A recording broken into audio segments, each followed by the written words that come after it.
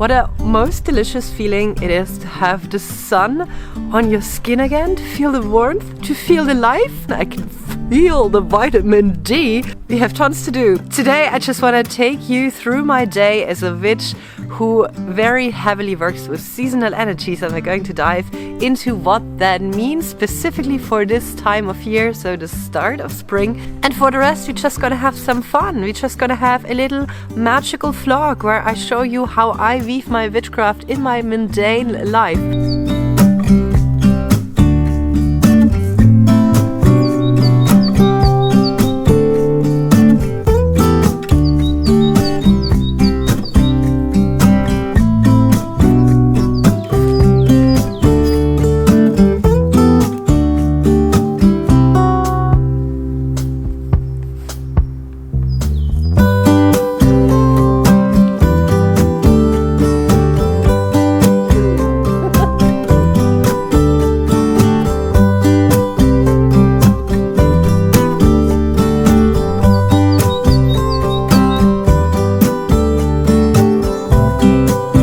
Just came out and I heard this buzzing, and for the first time this year I'm seeing this. My bees, they have woken up. This is only my second year of beekeeping, and I was really afraid because even when the days were sunny there was no activity back there, and I really thought they might have died, they might have too many mites or something like that, or something went wrong. I can't explain how happy this makes me right now. Oh. As a witch, I do live very much tied to the season and the seasonal energy. What does that mean? It just means that basically I take a lot of inspiration from what I see happening in nature during different stages throughout the year. And I also work with how the environment, the weather, all of that is influencing my body naturally. Which means this time is a time of preparation, of stepping into action, of getting shit prepared, of getting things done. We are just coming out of winter, which was the resting time, the time to hibernate, to take the time for yourself, to take good care of yourself, to nurture yourself. And now after we have done that and our batteries are somewhat full again, and we have the sun fueling us a little bit extra, we can step into that action. So first point on the to-do list today, get some new chicken friends. As someone who very much understands the natural cycles of life and death, predator and prey, I am not a fan of having animals caged or locked in. So my chickens get to roam wherever they want. The garden is their territory, my terrace is their territory. They love to visit our elderly neighbor, who by the way also loves it. And sometimes they just go on a walk outside and delight the neighborhood. The last time they went to the hairdressers and had a blast. Let's be honest, a free life is not always the safest type of life. In the winter, the fox came and got some of them. And since then, the remaining flock just seems a bit lonely. So let's get the stables cleaned up, and then we're going to pick out our new friends who get to live this luscious life of freedom and also produce the eggs for the most delicious kitchen witchery. Also, definitely this year, protect all these berry bushes I planted along the garden wall, because the chickens get all the berries and we get nothing, and that was not what I planned for. Talking about you, mister.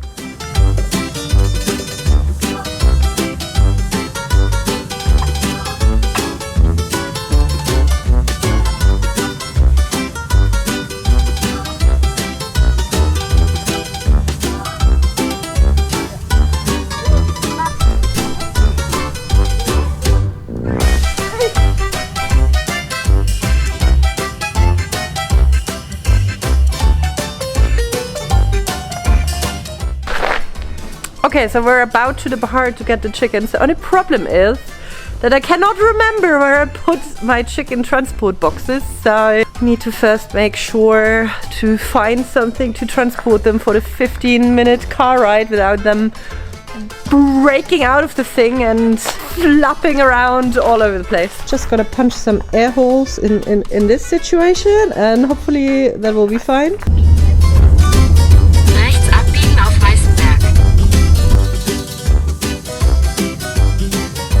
So many, Louis. 5. Ask for 5.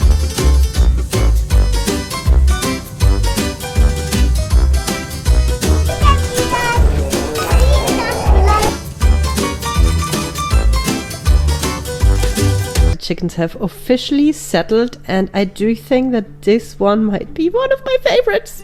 This one and the white one. I don't know, they're just like, the white one was the first one out, and this one just seems brave. It just like likes to explore.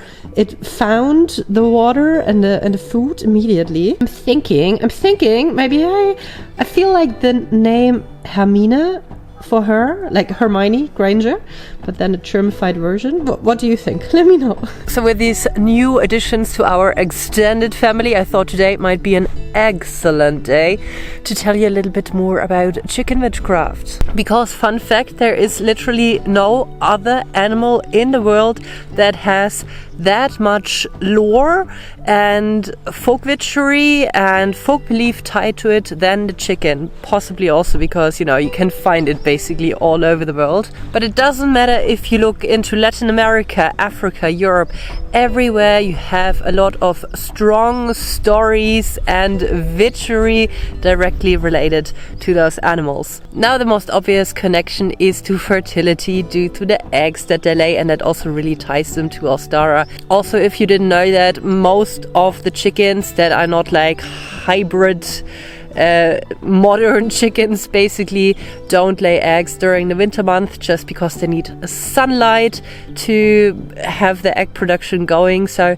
around Ostara was the time, at least here in these regions, where the chicken would start to lay their eggs again after the winter, because finally the days were long enough, which might also be one of the reasons that the egg is so very much tied to this holiday. Now, if you go more into the European folklore, we have tons of lore about the crow of the rooster. It was believed that chickens were able to see spirits, right? The rooster crow in the morning just signified that the rooster was now basically like really chasing all the evil spirits away and greeting a new day. But if the rooster would crow at midnight or in the middle of the night, that would mean that it had just seen a malevolent spirit around, and that was often seen as a sign for death, for misfortune, for some sort of like a looming darkness that was to come over your house. And then of course we have the biblical stories with the betrayal of Peter to Jesus, with the rooster crowing 3 times, and that also found its way into folklore and folk belief. So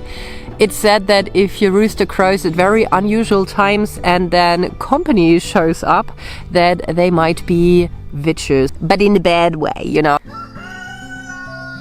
Oh my god, someone is coming. Who is it? Who is it? Oh, it's my family, it's my children. Great.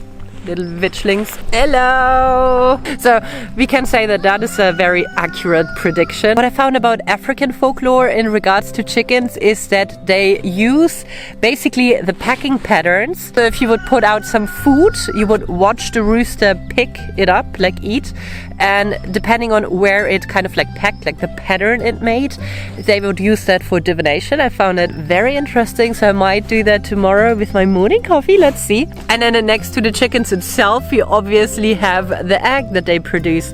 And you might already know egg cleansings, which are really a thing in both Slavic folk witchcraft as well as in Latin American folk witchcraft. We also see them in the Mediterranean. So basically you take an egg in order to cleanse your body from the evil eye, evil spirits, whatever it might be. So you really roll it over your entire body and then you dispose of it. And another way that is more specific to this area, where the people used eggs as a protective item, was in cottage witchery. So you would take an egg and bury it under the stoop of your house, and it would be said that that would trap the evil spirits that would try to enter into your house in that egg, right? So they wouldn't be able to get out, and then you would either leave it there or you would renew it every so often. So my personal way of working magic with chickens is to simply come out here in the morning with my coffee and stare at them as a form of meditation, and it's the most relaxing, mindful thing ever. But I would be curious to hear if you practice any sort of witchery, either with your chickens or with eggs or with anything like that.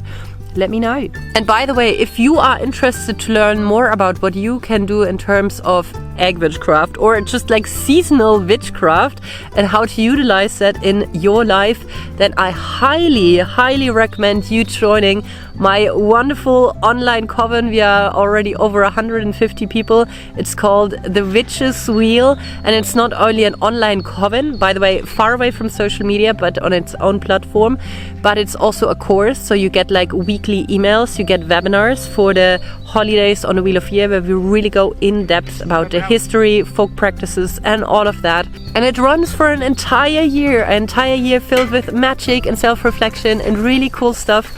Gonna leave you the link below. And now that you're informed on the magic that is chickens, let's get to what they actually bring to the table, quite literally, the egg. And you've already seen me prepare some delicious stuff here, and it is something that I've got off the internet because sometimes I just hang out and procrastinate there, and it was all over the TikTok app. It's egg flights. It's for rich people. No, just kidding. But like, if you're in the States, this is probably very expensive. If you are, however, in other parts of the world that are not affected by, for example, the bird flu as much, then this is definitely in the budget for Ostara. And by the way, you should totally get your own chickens if you can, because first of all, then you can just, you know, omit this entire problem completely. And also, they are wonderful. They are wonderful. Okay, I'm going to stop to talk about chickens now. It's just my personal little obsession. Anyway, egg flights is basically deviled eggs, but instead of like just one type of deviled egg, you make multiple types of deviled eggs and just serve them as a little flight, like a wine flight. You just do an egg flight, right? So this is ideal if you eat low carb, high protein, if you eat keto.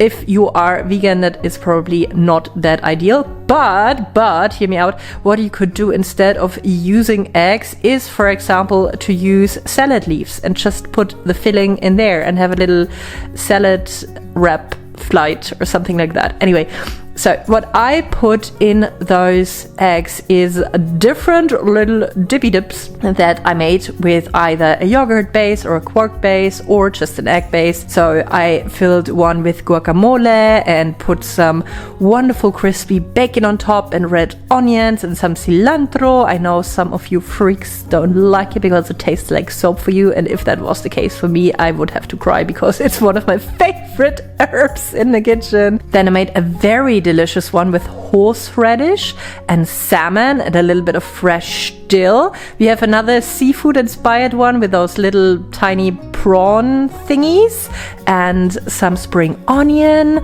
Now, I'm not a Thermomix mom per se, but I do have to say that curry date dip is the boss. Like, it's the best thing ever. So obviously I had to make a variation of that and put it in the eggs as well, and it goes fantastic with some curry, some dates, some garlic mixed in there, and then the base of it is cream cheese. And then if you want to go fancy and play around a little bit, I highly recommend coloring your eggs, and you can do this completely natural. So I used beets. You can color the entire egg by just putting it in beet juice or in pureed beet, or you can also crack the shell, and then before you peel it, you put it in that whatever beet juice or whatever you want to use, and then it gets this like spider webby type of pattern.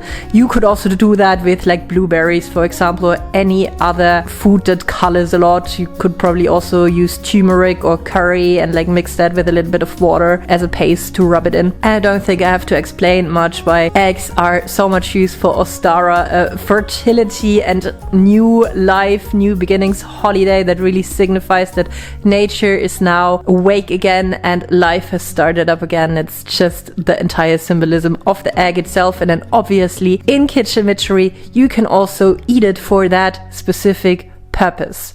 All right, enjoy. As an avid balcony gardener, I'm very aware that in a winter month, you should sparingly water your plants. Do I do that? I do not. So let's make up for it now, shall we? Gorgeous, gorgeous sunshine.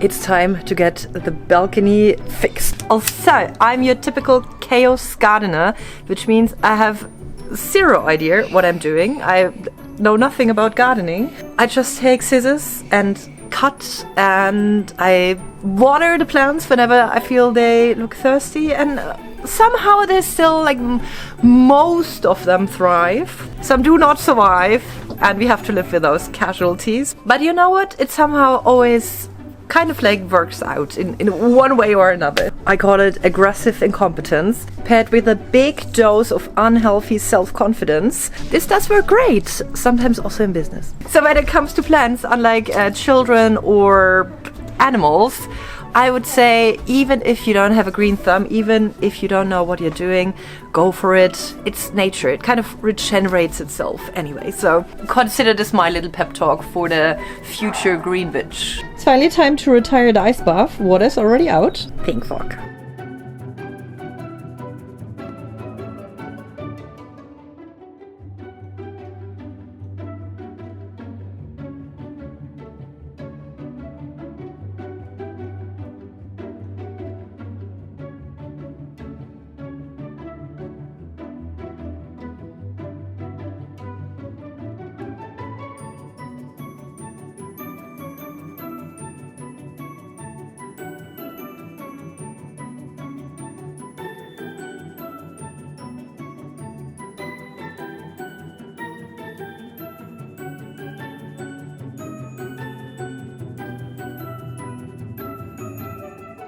I've barely done anything so far, but I needed to sit down and take a little break because at the moment I feel really weak. Like my body just feels weak and it feels tired, and I get that always when the weather starts to change and we're getting more into the spring mood, because obviously the sun is out, so I have like suddenly so much like motivation to like work in the garden, work on the balcony. Obviously sunlight boosts your serotonin production in your body, so your happiness hormone. But at the same time, these hormonal changes in your body can also, for a couple of people, and I think it's like 39% of women and 22% of men, do the exact opposite. That you actually feel much more tired, you feel like you need more sleep. During the darker half of the year, our melatonin production, so basically your sleep hormone, gets like boosted because we have much less light. And now that it starts to change, your body is just confused because basically your melatonin reserves are full and the serotonin reserves are not that full. So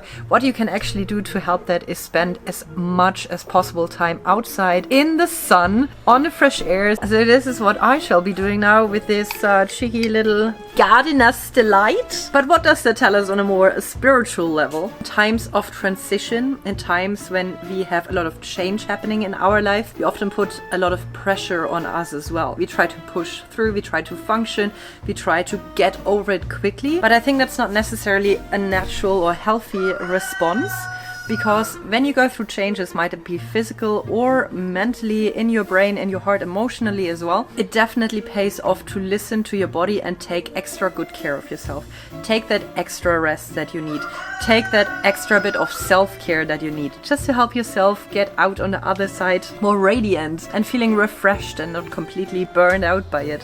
Very sorry for the background noise, but as someone is feeling the spring energies, I am speaking the audacity. What up, t-shirt reference? If you now got this and you were also a diehard Superwoman fan, first of all, I'm impressed. Second, 10 points to Gryffindor. If you didn't, I pity you, fool.